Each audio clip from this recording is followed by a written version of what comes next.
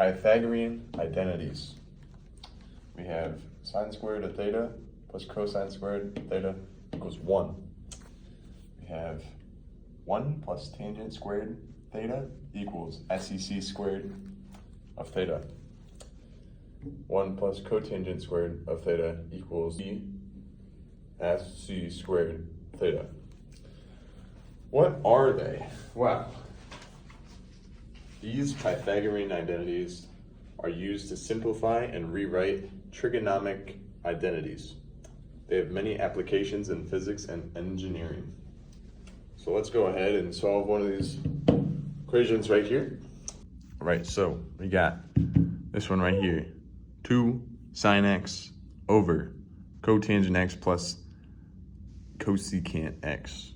So we simplify, we turn this into 1 over sine x, because that's one of the Pythagorean identities. And we simplify by putting its cotangent in x, and then putting that right there, Simplify that. We can then simplify this into cosine over sine, and then x out the sine so you don't have that one anymore. And then you have this, and then what you do is you multiply, you actually, on this one, take out the 2, right? And then that'll make it one of the Pythagorean identities. So you can simplify that to -2 cosine x plus 2. All right, next up, we got number 2 here. This one's pretty easy. It's 1 minus cosine squared x.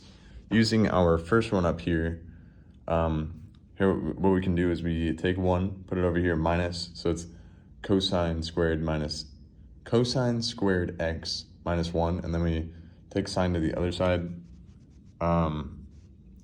So we would get negative sine squared of x. So this one's pretty easy. Next, moving on to the next one, we got sec squared x minus tan squared x. Check this one. Okay. So let's dive in, right? So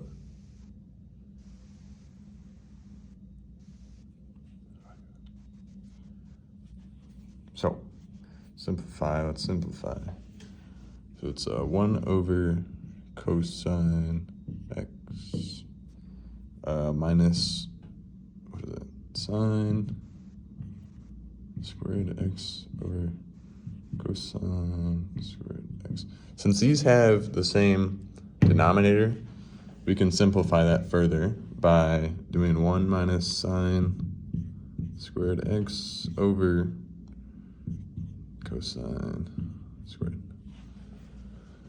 And 1 minus sine squared of x is one of our Pythagorean identities, the top one up there. And make it negative. Actually, sorry, this would just equal cosine x equals 1. We got our limits, okay? Let's go to number 1. So we're looking for the limit, if it exists, where f of x, if x is less than 0, it's x minus 5. If it's greater than 0, it's x squared plus 5. So we're looking for it on both sides. So if we do this one, we plug in 0 for that, we get -5. We plug in 0 for this one, we just get 5. Since these two don't match up, this one for number 1 does not exist. Okay, number 2. Number 2, looking for limit of f of x as x approaches 3 from the right. As we can see, it's coming up here, and it appears to be at 0. And so we would say it's 0 for this one. We're not saying it's at 3 because we're looking for where it would look like it's going to be and not where it's actually going to be. So for number 2, it's 0.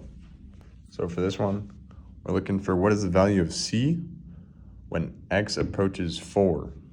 So what we can do for this is we can actually set them equal to each other. 1 over 4x plus c equals x plus 7. And since we know we're approaching 4, we can plug in 4 for this. So this would be 1 plus c equals negative 4 plus 7. 1 plus c equals 3. So we can just take 1 and we can put it on the other side and subtract it. So it'd be c equals 2. That's the answer. All right, we got number 4. We're looking for what is the value of this when x approaches 0. What is the value of the limit? When you see sine of x and x, you can just cross that out because we're making it into 0. So this is just going to equal 0. That's just going to equal 0. It's not going to be a number. So it's just 64 divided by 8. So the answer to number 4 is 8. Boom. We got number 5 here. Okay. What is the value of the limit when x approaches negative 7? So what we can do is we're going to break this one down. Be x minus 8, x plus 7, and put x plus 7 on the bottom because this is right there. We can cancel these out. So when we plug in negative 7 for this x, it's going to be negative 7 plus negative 8 and be negative 15. That's our answer for number 5.